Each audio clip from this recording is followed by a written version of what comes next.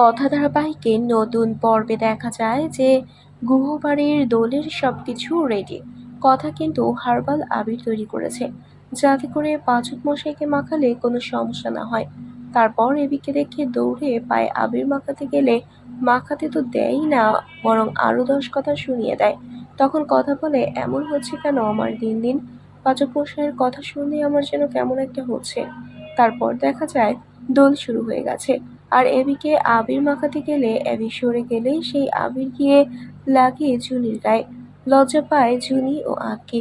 তখন সেখানে প্রত্যয় গিয়ে আঁকিকে লেকপুল করতে গেলে সেখানে আসে ঋতু। আজ প্রথম ঋতুকে আবির মাখায় প্রত্যয়, ঋতুও প্রত্যয়কে আবির মাখায়। তখন মেজ কাকি মান্ডবীকে ডেকে বলে, এমন একটা ব্যবস্থা করো যাতে গুহবাড়ি থেকে আজ কথাকে সবাই বের করে দেয়। চিত্রার কথা মতো ম্যান্ডি একটা সিদ্ধির গ্লাস মেজ কাকির হাতে তুলে দেয়। অন্যদিকে বাড়িতে সন্ধ্যার পর শুরু হয়ে গেছে গানের প্রতিযোগিতা। সেখানে একে একে যুগলে সবাই নাচ গান করতে থাকে।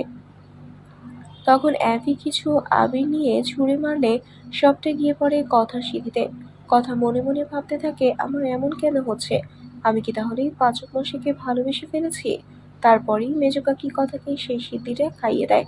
তো বন্ধুরা, কথার মাতলামতে কি এবার বাড়ি ছাড়া হতে হবে, নাকি অ্যাভির কাছাকাছি হবে কথা? এক্ষুনি একটি লাইক দিয়ে এবং কমেন্ট করে জানিয়ে দাও তোমাদের মতামত।